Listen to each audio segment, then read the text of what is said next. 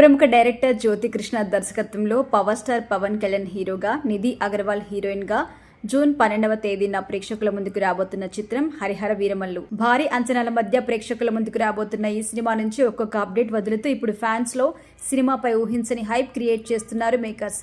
అందులో భాగంగా తాజాగా ఈ చిత్ర నిర్మాత ఏఎం రత్నం ఈ సినిమా గురించి చేసిన కామెంట్స్ ఇప్పుడు ఒక వర్గం ఫ్యాన్స్ ని పూర్తి స్థాయిలో నిరాశకు గురి చేస్తున్నాయని కూడా చెప్పొచ్చు. మరి నిర్మాత ఇచ్చిన అప్డేట్ ఏంటో ఇప్పుడు తెలుసుకుందాం. పీరియాడికల్ యాక్షన్ డ్రామాగా తెరకెక్కుతున్న హరిహర వీరమల్లు సినిమా 2 భాగాలుగా రిలీజ్ కాబోతుంది. ఈ పీరియాడిక్ సినిమాలో బాలీవుడ్ హీరోయిన్ నర్గిస్ ఫక్రీ, మొఘల్ యువరాణి రోషనారా బేగం పాత్ర పోషిస్తున్నట్టుగా తెలుస్తున్నాయి.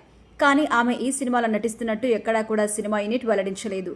అయితే ఆమె ఈ సినిమాలో ఉంటుందా ఉండదా అనే అనుమానం వ్యక్తమవుతున్న వేళ తాజాగా నిర్మాత ఒక ఇంటర్వ్యూలో పాల్గొని నర్గిస్ ఫక్రీ పాత్రపై ఊహించని కామెంట్స్ చేశారు.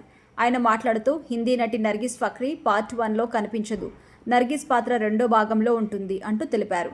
ఈ సినిమాలో నిధి అగర్వాల్ మహిళా ప్రధాన పాత్రలో నటించారు. బాబీ డియోల్, నాజర్, సుబ్బరాజు, సునీల్ విక్రమ్జిత్ విర్క్, నోరా ఫతేహి పలువురు కీలక పాత్రలు పోషిస్తున్నారు. మొత్తానికైతే ఫస్ట్ హాఫ్ లో నర్గిస్ ఫక్రీ హీరోయిన్ గా నటించదు అని తెలిసి ఫ్యాన్స్ నిరాశ వ్యక్తం చేస్తున్నారు.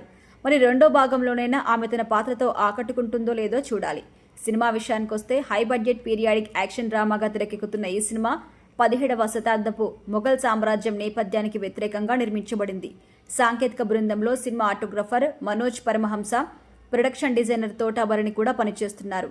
ఇక ఎంఎం కీరవాణి సంగీతాన్ని అందిస్తుండగా ఏఎం రత్నం ఈ సినిమా నిర్మిస్తున్నారు. నిజానికి ఈ సినిమాను ఎప్పుడో 2021లోనే ప్రముఖ డైరెక్టర్ క్రిష్ జాగర్లమూడి ప్రకటించారు.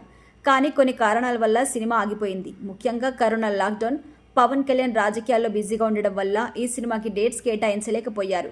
క్రిష్ కూడా ఈ సినిమా నుండి తప్పుకున్నారు. ఇక రంగంలోకి దిగిన జ్యోతి కృష్ణ ఈ సినిమాకి దర్శకత్వం వహించారు. ఇకపోతే 4 ఏళ్ల తర్వాత ఈ సినిమా విడుదల కాబోతుంది. అటు పవన్ కళ్యాణ్ కూడా ఏపీకి డిప్యూటీ సీఎంగా బాధ్యతలు చేపట్టిన తర్వాత ఈయన నుంచి వస్తున్న తొలి సినిమా కావడంతో సినిమాపై ఇప్పుడు అంచనాలు భారీగా ఉన్నాయి. మరి ఈ సినిమా ఎలాంటి విజయం అందుకుంటుందో చూడాలి మరి.